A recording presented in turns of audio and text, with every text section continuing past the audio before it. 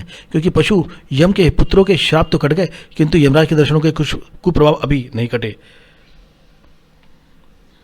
और 3 बार यमराज के दर्शनों का अर्थ होता है 40 दिनों के भीतर महाराज की क्या मृत्यु। ओ महाराज, ये बाकीलाल तो खुद पड़ा।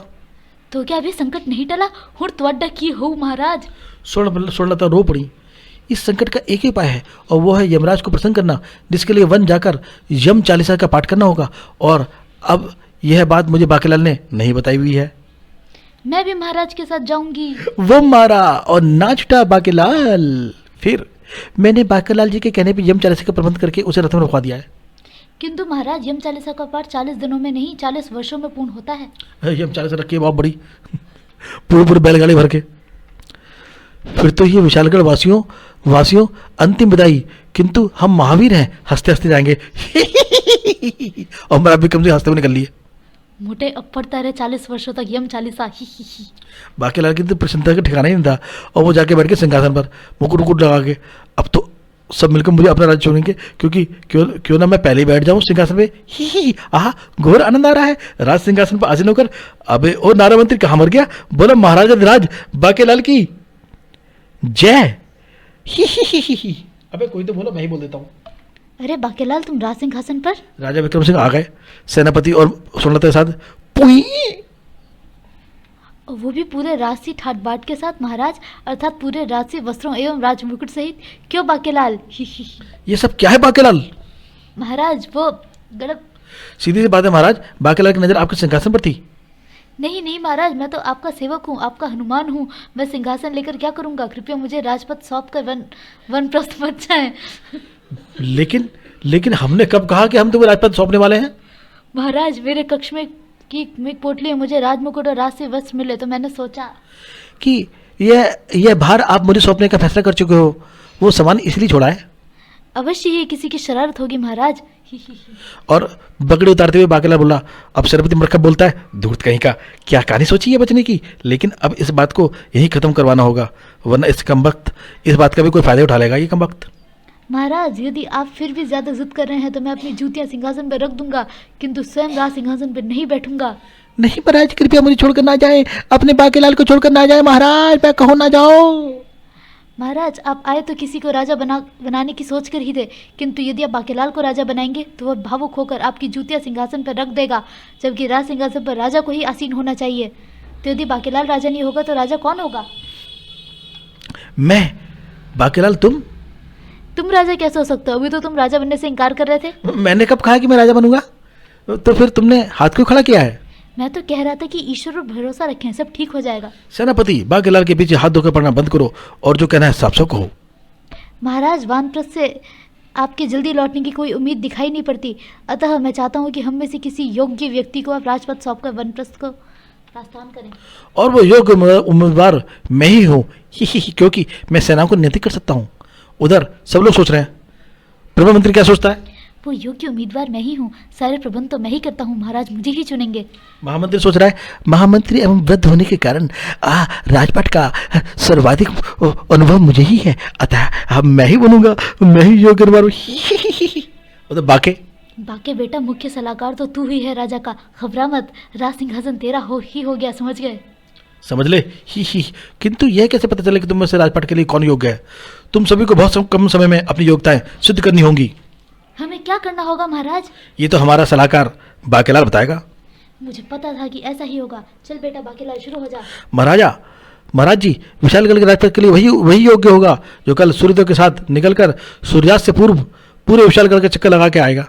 किंतु महाराज, इतने कम समय में कोई भला विशालगढ़ का चक्कर भला कैसे लगा सकता है? कम से कम हमारे बुढ़ापे पर तो विचार किया जाता। इसी में तो योग्यता छिपी होगी महामंत्री धर्म सिंह जी। कल सूर्योदय के साथ राजपथ के सभी उम्मीदवार विशालगढ़ का चक्कर लगाने निकल पड़ेंगे।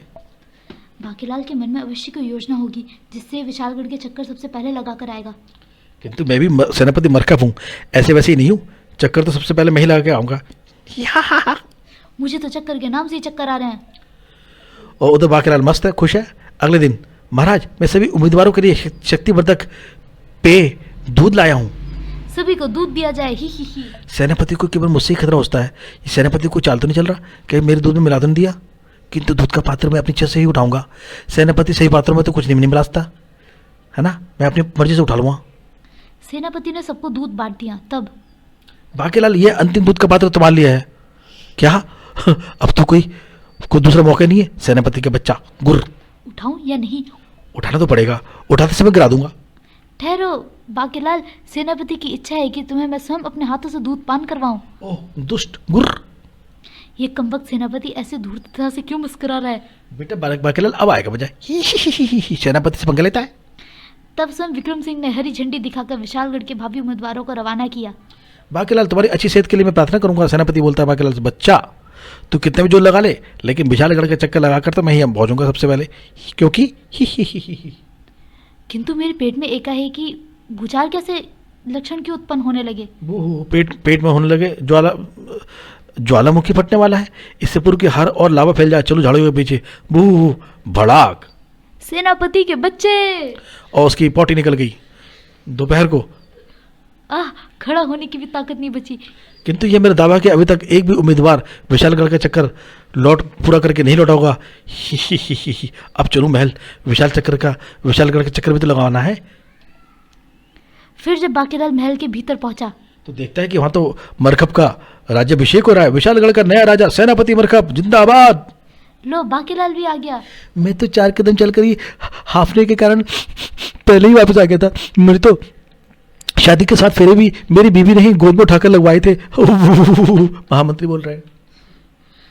सेनापति कमबख्त हरामखोर, मैं तेरा गला दबा दूंगा।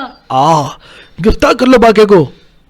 हिम्मत और सब्र से काम लो बाकीलाल, हिम्मत और सब्र से। सेनापति अब राजा बन चुका है। यदि तूने इस समय सेनापति की गर्दन में हाथ डाला तो कहीं लेने के देने न पड़ जाए। किंतु सेनापति तुम इतनी शीघ्र विशालगढ़ का चक्कर लाकर कैसे लौटा है? राजा बोलते हैं, बाकीलाल आज तो हम इसकी बुद्धि के कायल ही हो गए। इसने तो तुम्हें भी मात दे दी। संपूर्ण विशालगढ़ के राजा तो हम ही थे। इसने हमारे चक्कर लगाकर एक तरह से पूरे विशालगढ़ का चक्कर लगा लिया। ओह, किंतु मैं ये कार्य करने से मैं वाला था। इस कमबख्त के मस्तिष्क में ये बात कैसे आ गई? बाकीलाल, भगवान गणेश और कार्तिकेय वाली कहानी मैंने ही पढ़ी हुई थी। तत्पश्चात अच्छा विशालगढ़ वासियों, हुण अप्पा चलदे पे हैंगे। इस तरह से ये सूत्र वाक्य कहते हुए महाराज निकल लिए स्वर्णलता के साथ। महाराज शीघ्र लौटना। महाराज निश्चिंत रहे, यम चालीसा पूरी करके ही लौटना। और उधर जब मेरी जय जयकार करते हुए राज दरबार में चलो। बोलो राजा सेनापति मरकब जिंदाबाद। अरे कमबख्तों, राजा के साथ सेनापति क्यों लगा रहे हो? उधर वो बोलता है मुर्दाबाद। बाकीलाल, नारा मंत्री नारा लगाते रहो। बोलो महाराज राज सेनापति राजा मरकब की। सब बोलते हैं जय। और बाकीलाल बोलता है पराजय। यह बाकीलाल के मुख पर कुछ अच्छे भाव दिखाई नहीं दे रहे। ऐसे भाव उसके चेहरे पर तब आते हैं जब उसके दिमाग में कोई योजना की खुजली होती है।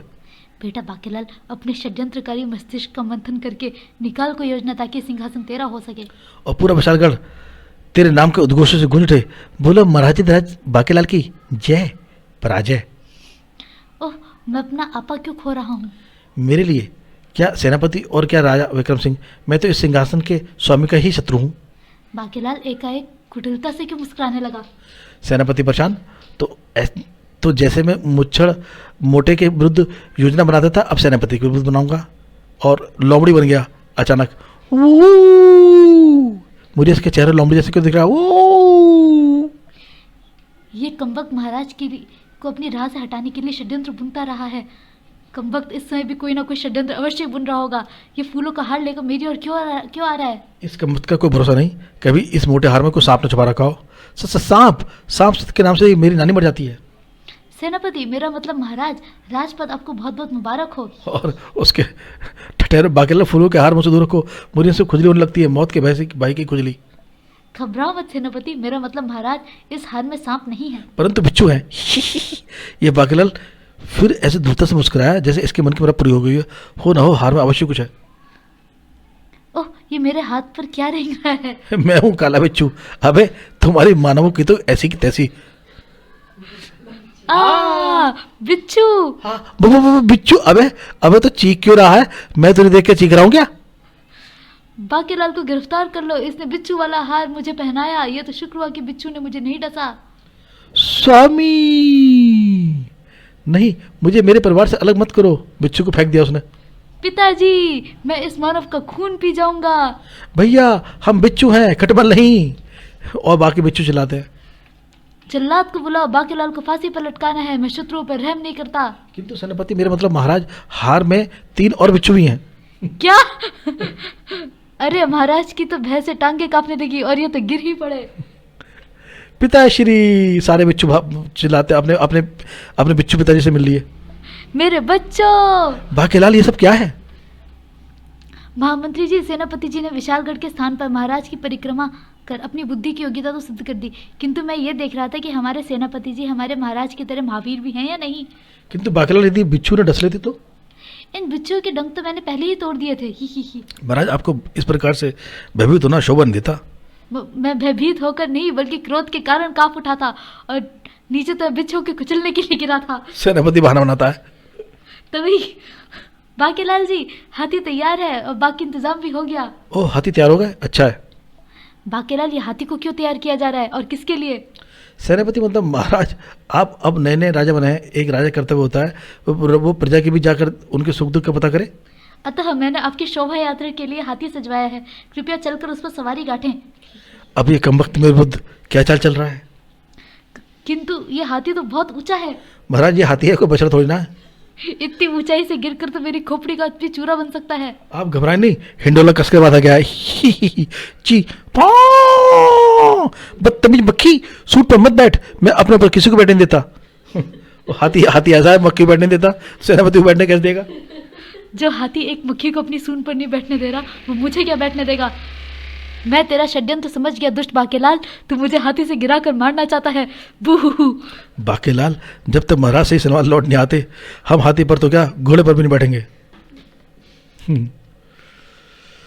हम केवल अपने सिंहासन पर ही बैठेंगे। गोंद लगाकर बैठ जा सेनापति के बच्चे। बच्चू, बहुत शीघ्र इस सिंहासन पर मैं बैठूंगा। महाराज, बाकीलाल जी ने आपका बिस्तर लगवा दिया है। आपके विश्राम का समय हो गया है। महाराज, आप थक गए होंगे, आपको विश्राम करना चाहिए। बिस्तर? अवश्य ही बाकीलाल का कोई षड्यंत्र है। मैं लेटूंगा और मेरा गर्दन उड़ा देगा ये चाक से। नहीं बाकीलाल, मैंने प्रजा के कल्याण के लिए 9 दिनों के जागरण का प्रण लिया है और मैं रात भर जागा करूंगा। यह तो अत्युत्तम विचार है महाराज। वैसे भी सो तो आप दिन में भी सकते हो। अच्छा, तो यह मुझे दिन में मारने की क्षण रच रहा है। अब क्या करूंगा? और तभी गजब हो गया सेनापति जी, मेरा मतलब महाराज, एक भयंकर थूथड़ा लोगों को निकलता हुआ महल की ओर चला आ रहा है। थूथड़ा, तुरंत सेनापति को बुलाओ। तो सेनापति तो आप ही महाराज। अरे हाँ, मेरा मतलब मैं महाराज हूँ, सेनापति नहीं। आप महाराज भी हो, सेनापति भी। महाराज, इस थूथड़े को आप ही निपट सकते हैं। हरगिज नहीं, मेरा मतलब है तुम्हारे रहते हम क्यों हमें खुद जाना होगा। बाकीलाल, तुम जाकर इस संकट को समाप्त करो। महाराज, मैं तो सलाहकार हूँ। मेरा काम सलाहें मतलब मेरा मतलब सलाहें देना है। संकट का सामना करने का काम तो सेना और सेनापति का होता है। तो फिर जितनी सेना ले जाना चाहे ले जाओ, पर थूथड़े का संकट समाप्त करो, ये हमारा आदेश है। सैनिकों, हमारा रथ निकालो, हम स्वयं जाएंगे उस थूथड़े का अंत करने। बू। बिना सेनापति के गए सेना के मनोबल के गिरने का खतरा है महाराज। और अगर उनको पता चल गया उनका सेनापति ही महाकायर है तो सोचो महाराज की राजगद्दी खिसक जाएगी। अच्छा सैनिकों, हमारा रथ निकालो, हम स्वयं जाएंगे उस थूथड़े का अंत करने। क्षमा करें महाराज, अस्तबल के सारे घोड़ों का अस्तबल मंत्री ने वस्त्र मंत्री के कहने पर धोबी घाट भिजवाया है। धोबी के गधे हड़ताल पर थे, इसलिए सारे घोड़े गधों की जगह गए हैं। उनको लौटते लौटते तो सुबह हो जाएगी। फिर अब चिंता ना करें, मैंने प्रबंध मंत्री से कहकर हाथी का बंदोबस्त करवा दिया है। क्या हाथी? मेरे पेट में मरोड़ उठ रहे हैं। चिंता ना करें महाराज, आपकी सुविधा के लिए मैंने हाथी के हिंडोले में ही सुलभ शौचालय की व्यवस्था करवा दी है। और लोटा भी रखवा दिया है। पानी की कमी पड़े तो शौच पहुँच भी रखवा दिया है। शौच पहुँच लेना आप। बाकीलाल के बच्चे, मेरे क्रियाक्रम का भी इंतजाम करवा दिया है क्या? वो भी करवा देता हूँ महाराज। क्या मैंने कुछ कहा क्या? नहीं, मुझे लगा आपने कहा कि आपके क्रियाक्रम का भी इंतजाम करवाना है। हा, पूरे विशालगढ़ का कच्चा चबा जाएगा थूथड़ा। कट कट कट। उधर थूथड़ा आ गया है, बचाओ। अरे बाप रे, ये तो बकरियों को भी निकल गया। फिर हमारी क्या बिसात है? महाराज, आप तो थर कांप रहे हैं। भय से नहीं, हम क्रोध से कांप रहे हैं। किट किट किट। तो फिर आप सेना का मनोबल बढ़ाने के लिए वीर रस की कविताएं क्यों नहीं सुना रहे? जरूर जरूर, इस कपकपी से छुटकारा मिले तो कुछ सुनाओ। किट किट किट किट किट कर चले हम विदा, किट किट किट किट किट किट किट, जाने तन साथियों, अब हमार तुम्हारे हवाले सिंहासन साथियों, किट किट किट किट किट, डर और डरना। बोलो राम नाम सत्य मेरा। मेरा मतलब मराम नाम सत्य महाराज, मरकब की जय हो। महाराज अपने क्रोध को कम कीजिए, आगे क्रोध कम। हिंडोला पूरी तरह हिल रहा है, ऐसे तो मैं गिर जाऊंगा। बाकीलाल बोला, ऐसा मैं इसलिए बोल रहा हूं ताकि देखने वाले को ये लगे कि मैं जानबूझकर नहीं गिरा। नहीं बाकीलाल, मैं तुमको नहीं गिरने दूंगा। अब हम दोनों किटकिट जिएंगे तो साथ साथ, मरेंगे तो साथ साथ। छोड़ दे मुझे सेनापति के बच्चे, बूहू। मुझे पता था अपनी जान फंसी देख के मुझे अपने साथ दबोचना चाहेगा, पर मैंने पहले ही पूरे शरीर पर सरसों के तेल का लेप लगा दिया। सरसों तेल के लिए आगे लगा रखा है तो उसका छिट गया, वो छूट गया। अब तू गोंद का मजबूत जोड़ भी लगा ले, तभी बाकी तेरे हाथ का नहीं आएगा। नहीं, किट किट किट, गुस्से वाला किट किट किट किट किट और डरने वाला किट किट, दोनों साथ साथ। हाँ हाँ हाँ, अब मैं पहले तेरे हाथी को चबाऊंगा, फिर तुझे। कट कट कट। आ गया थोथड़ा। नहीं, किट किट किट किट किट किट। हाँ, कट कट कट कट कट कट। सिपाहियों, किट किट किट, टूट पड़ो, किट किट, बू, भैंस आवाज भी निकले। सिपाही सिपाही, कट कट कट कट, जान बचानी है तो पतली गली से फूट लो, कट कट कट कट कट कट, चिल्ला पड़ा थोपड़ा। ताऊ बाऊ बाऊ, पहले किसको खाऊं? ऊपर वाले को खाऊं या नीचे वाले को खाऊं? कट कट कट कट कट। मुझको किट किट किट बिल्कुल ना खाऊं, किट किट मेरा मतलब बू। जिसको भी खाऊं पहले अपनी जान बचाऊं। और हाथी भागा जान बचा के। हायरी मोरी मैया, कट कट कट कट कट कट कट कट कट कट, मर गया दासी, क्षमा का सैया, कट कट कट कट कट। जियाऊं, जान बचा के भागो रे भैया। और हाथी तो भाग लिया और सेनापति और राजा सब गिर के नीचे। आई आई उई, थूथड़े की इतनी बेइज्जती आज तक कभी नहीं हुई। मैं तुझे जिंदा नहीं छोड़ूंगा। अबे दांत छोड़ कमीने, वो वैसे भी कीड़े लगने से कमजोर हो गए थे। आई आई आई, बच्चे के दांत लेगा क्या? कांपना बंद कर। उसके कांपने के कारण जो है परेशानी हो रही है थुतड़े को। किट किट किट किट, भयंकर वाला कंपनी नहीं, और उसके दांत टूट जाते हैं किट किट किट, उसके डरने के कारण। आई आई आई ई। सालों आखिर कर ली लेना अपने मन की, तोड़ ही दिए मेरे दांत, छीन ही लिए मेरी रोजी रोटी का साधन। वाह वाह वाह, और थोड़ा रोने लगा। भाग रहे भैया, और थोड़ा भाग लिया। आए, ये क्या हो गया भैया? ये तो सब उलट फेर हो गया। थूथड़ा का तो थोबड़ा ही बिगड़ गया, और ये मरकब तो अभी ठीक ठाक लग रहा है। मर क्या पड़ा है उल्टा। ओह, सेनापति सो रहा है, अब नहीं बचेगा तू। सेनापति को मारता है, हो गया सेनापति का काम तमाम। नहीं, ओह, मैं तो सपना देख रहा था। इस सपने में मरा था सेनापति, किंतु बाकीलाल के हाथ में तो तलवार है। आप ठीक तो है ना? मुझे तो लगा थूथड़ा आपको निपटा दिया। अभी हम जिंदा है कमीने, पर तुम्हारे हाथ में तलवार। ये तो मैंने थूथड़ा का अंत करने के लिए निकाली थी महाराज, पर आप बच कैसे गए? जाको राके साइया, हमारे क्रोध के मार सके ना कोई। सही समय सामने थूथड़ ठहर कर आँख खुल गई, वरना नहीं पाया, बचा होता ना कोई। दूसरी तरफ महल के पिछवाड़े में उसी समय पिछाड़ी, हाँ भाई अगाड़ी, पीछे कोई है तो नहीं? नहीं भाई, और आगे है कोई नहीं, यानी सोचना सही थी कि सारी सेना उस शैतान थूथड़ा से निपटने के लिए महल के बाहर गई है, यानी महल पूरा खाली है। यानी हम बड़े आराम से यहाँ पर सेंध लगा सकते हैं। इस बात पर दे ताली, तड़ तड़ तड़ाक। लेकिन ये शोर कैसे सुनाई दे पड़ रहा है पिछाड़ी? मुझे तो दिखाई भी पड़ रहा है अगाड़ी। बचाओ बचाओ, हमें थूथड़ा से बचाओ, बचाओ बचाओ बचाओ। सारे सैनिक भाग के आ रहे हैं। पिछाड़ी आ बोल अगाड़ी हाय। हमने तो सेठ तेलीमल का घर सेंध लगाकर 10 दिमाग तेल उड़ाए थे ना, वो बचे हैं क्या? 55 शीशियां बची हैं। आज सारी काम आ जाएंगी। ये लोग तो हमें रौनते भी निकल गए। हाय, पूरा वजन सुझा डाला। हाय कम वक्त। अगले दिन सुबह महल में थूथड़ा के दांत खट्टे करने वाले महाप्रलयंकारी, महाक्रोधी, महाकायर महाराज सेनापति मरकब की जय। आपकी वीरता के सम्मान में बाकीलाल जी के सुझाव पर हमने शानदार दावत का आयोजन किया है, कृपया पधारें। ये क्या चक्कर चलाया है बाकीलाल ने? मुझे सावधान रहना होगा। और मैंने जो आपको खास पकवान बनाने को कहा था वो आ गए? हाँ जी, अपने आपके गांव रामपुर से हरी हलवाई की वो 100 पकवान मंगवाने में 2 लाख स्वर्ण मुद्राएं लगी। कौन सा पकवान की बात कर रहे हो तुम बाकेलाल? महाराज, आपके राजा बनने की खुशी में मैंने अपने गांव से मशहूर हलवाई से स्वादिष्ट पकवान मंगवाए हैं, जिनको खाते ही आपकी आत्मा ही प्रसन्न हो जाएगी। ही कुटिल वाली हंसी। ये आत्मा की बात क्यों कर रहा है? कहीं मुझे परमात्मा के पास पहुंचाने का प्रबंध तो नहीं कर रहा? नहीं नहीं, मैं नहीं खाऊंगा पकवान। बाकेलाल, आज मेरा सोमवारी व्रत है, आज मैं कुछ खा पी नहीं सकता। मैं बहुत थक गया हूँ, अपने शयन कक्ष में जा रहा हूँ। मैं अच्छी तरह जानता हूँ बेटा, अगर कब तूने पकवान क्यों नहीं खाए तो ऋषा के कि मैं षड्यंत्र करके तेरी हत्या कर दूंगा, पर वास्तव में इस बार कोई षड्यंत्र नहीं है। क्योंकि सीधा साधा षड्यंत्र रचने पर तू मुझे मरवा डालेगा। मैं तो सिर्फ तुझे डरा रहा हूँ ताकि तू घबरा कर खुद ही सिंहासन छोड़ दे। अब देख, मैं तेरा खाना पीना सोना सब कैसे दूभर करता हूँ। मरकब के शयन कक्ष को दुल्हन की तरह सजाया गया था। अरे वाह, ये सुंदर सजावट, मुझे इत्र की मधुमाती खुशबू, फूलों से सजी शैया, ये किसने किया है ये सब? मैंने। ओ तेरी क्षमा। जी हाँ महाराज, मरकब आपकी दासी क्षमा, फूल स्वीकार कीजिए। हैं, कल तक तो एक घास भी नहीं डालती थी, आज फूल डाल रही है। वाह वाह, महाराज बनकर तो मौज हो गई। कहीं मैं सपना तो नहीं देख रहा? चिकोटी काट के देखना।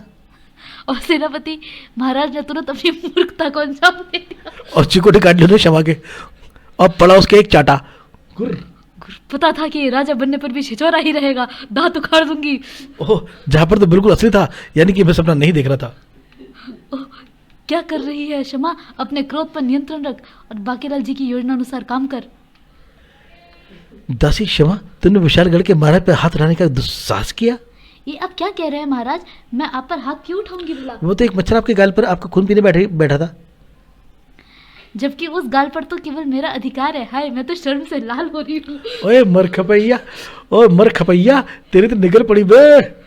पर तुम यहाँ कैसे मेरी हुस्न परी? पर तुम यहाँ कैसे मेरी हुस्न परी ओ जाने जिगर? क्या कहा? आपकी सुविधाओं का खास ख्याल रखने के लिए मुझे बाकेलाल जी ने भेजा है। क्या कहा? बाकेलाल ने? कृपया लेट जाए, मैं आपका सिर दबा दूं।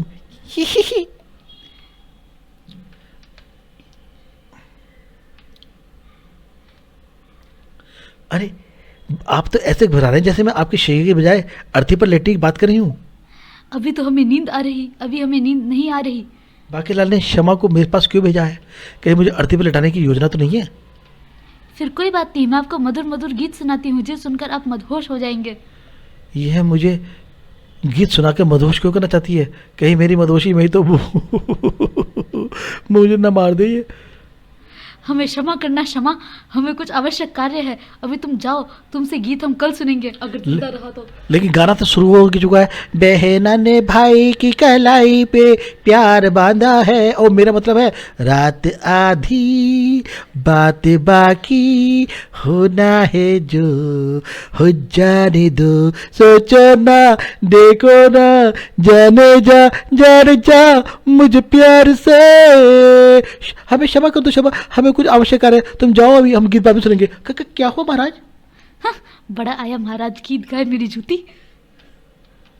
विशालगढ़ की सीमा में लगे वन में ऋषि के बच्चे, उल्लू के पोते, 420 मक्कार, धोखेबाज, हराम को बक बक, तेरा भेजा संकट धूतरा असफल हो गया, करम जले।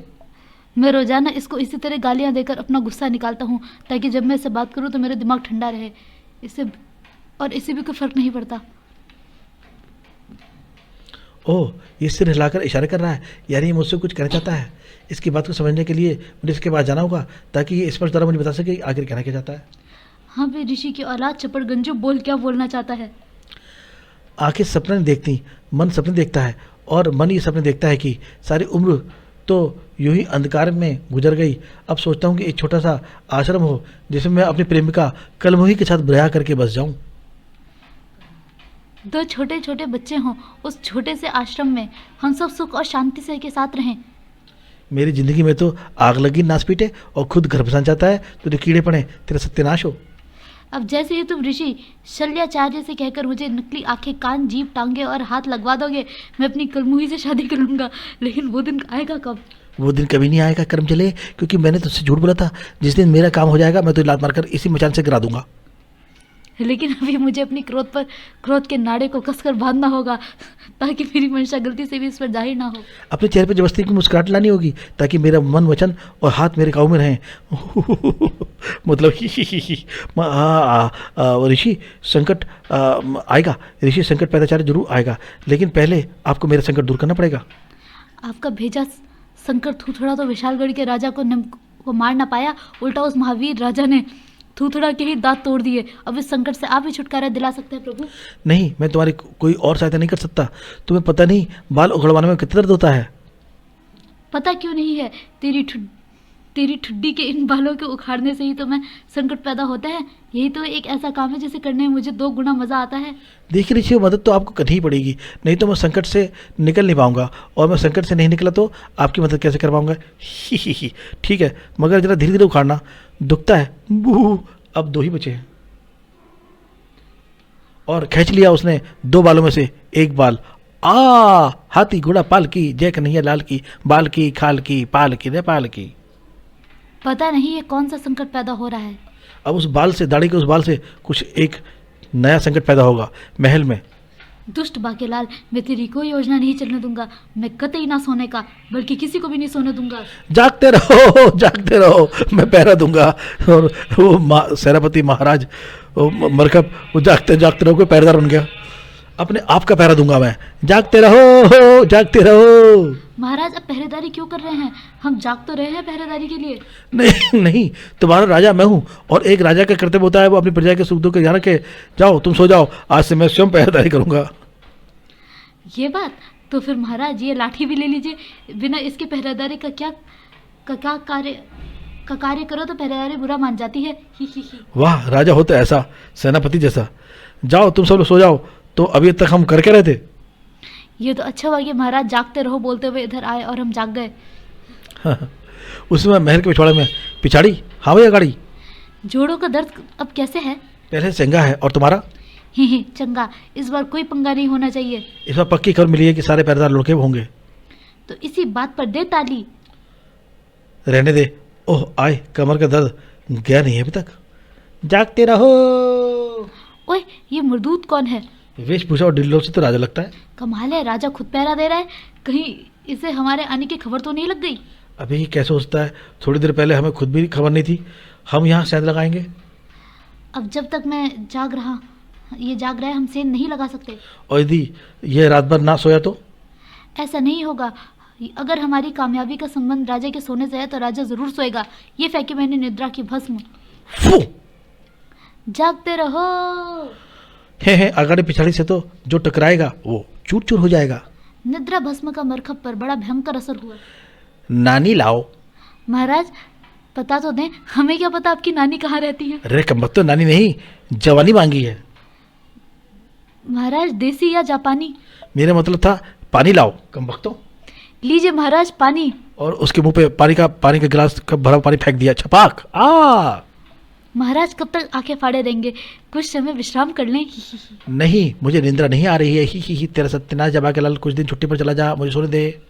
महाराज, गजब हो गया। महल के पिछवाड़े वाले जंगल से एक अजीबोगरीब 12 फुटा योद्धा हाथ में विशाल मुदगर घुमाता हुआ महल की तरफ बढ़ रहा है।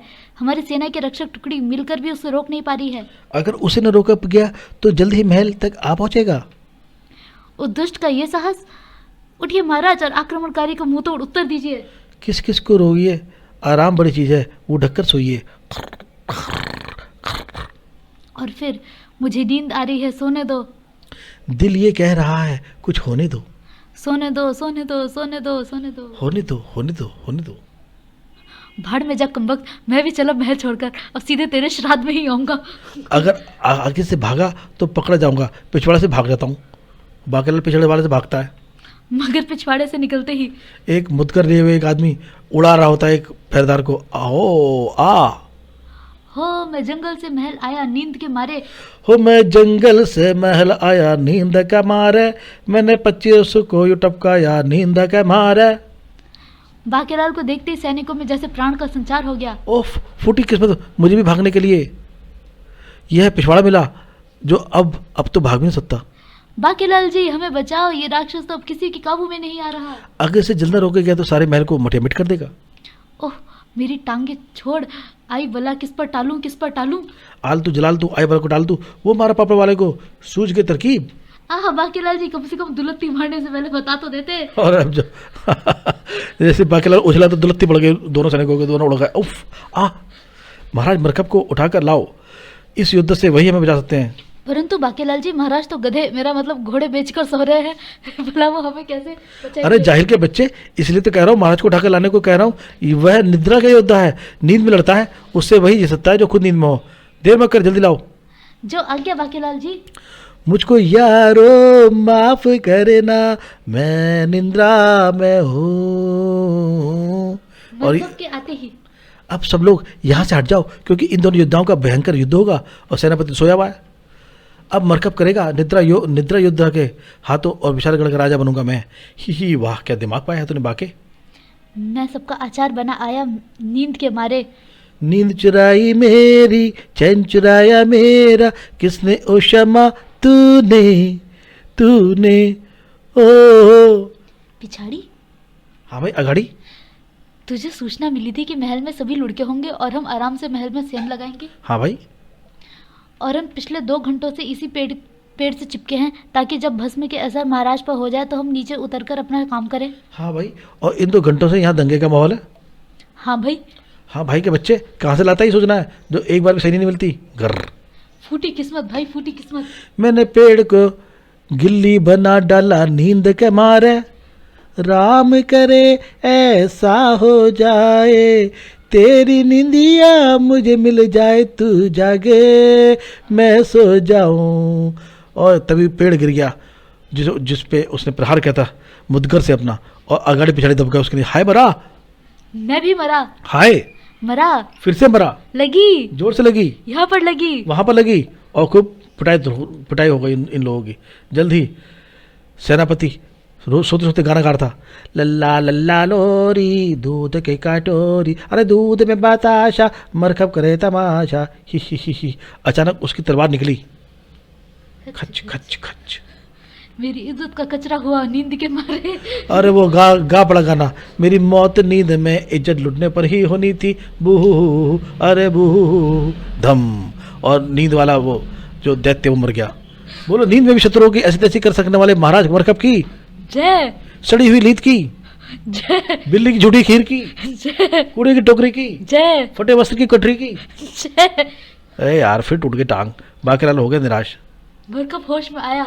मैं कहाँ हूँ? जिंदा हो महाराज। कमाल कर दिया आपने महाराज, निंद्रा में ही इस युद्ध को केले के छिलके तरह छील डाला।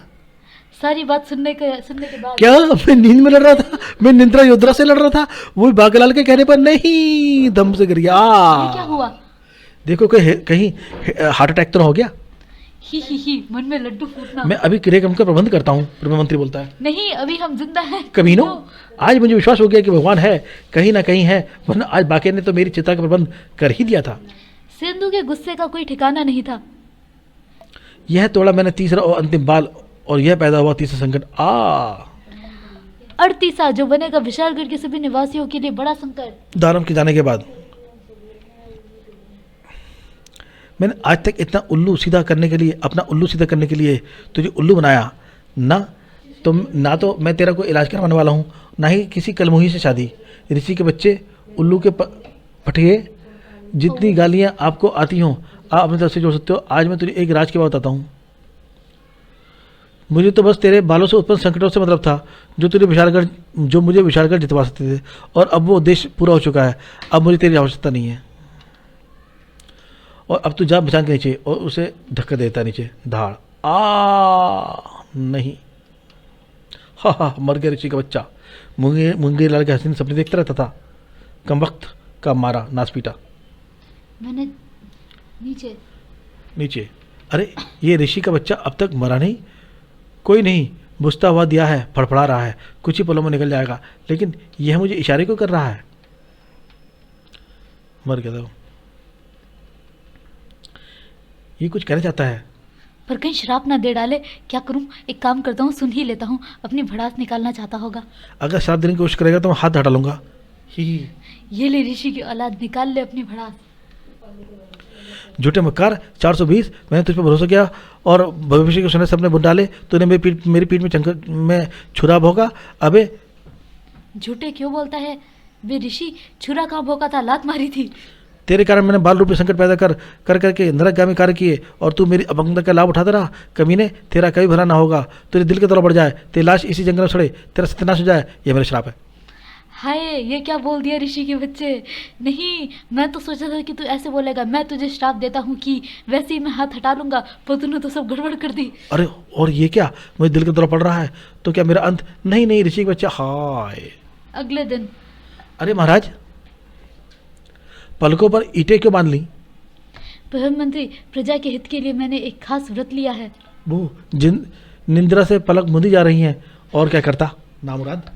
तुम बताओ, तुम इतने सवेरे कैसे आए? महाराज, मैं ये सूचना देने आया हूँ कि आज बाकेलाल जी सब अपने हाथों से खीर का नाश्ता पूरे विशालगढ़ के लिए तैयार कर रहे हैं। आप खीर का सेवन हेतु तैयार रहें। जब तक मैं भी चूहे मारने वाली दवा का प्रबंध करके आता हूँ। चूहे मारने वाली दवा? बाकेलाल जी कह रहे थे कि महल में बहुत सारे चूहे हो गए। सेनापति, तुझे सावधान रहना होगा, कहीं बाकेलाल तुझे भी चूहे की मौत ना मार दे। फिर खीर लेकर वस्तु हो बाकेलाल। महाराज की जय हो। मैं महामंत्री से खीर बांटना आरंभ करता हूँ। मैं तो सोच रहा था कि बीच में से कोई कटोरी उठा लूँगा। बाकेलाल सभी कटोरियों में भरी खीर में तो चूहे मार जहर नहीं मिला सकता। कटोरी उठाते समय गिरा दूंगा, लेकिन ये कमबख्त तो मेरे पास खीर की अंतिम कटोरी लेकर आ रहा है, इसमें अवश्य जहर होगा। कटोरी उठाते समय गिरा दूंगा। ठहरो सेनापति, मेरा मतलब महाराज, तुम्हें अपने ही हाथों से खिलाऊंगा खीर। और बाकेलाल दुष्ट सा नजर आ रहा है इसमें। तभी महाराज, एक भयंकर राक्षस अर्थीसा ने हमला बोल दिया। अर्थीसा राक्षस? महाराज, आप खीर का सेवन तो कर लें। अब खीर का सेवन मैं अर्थीसा राक्षस का वध करके ही करूंगा। किंतु इस अवस्था में आप बाहर किस प्रकार जाएंगे? अरे हाँ, मेरे बल टूट जाएगा। बाकेलाल, अर्थीसा को मारने तुम्हें ही जाना होगा। जितने सैनिकों की आवश्यकता ले जाओ।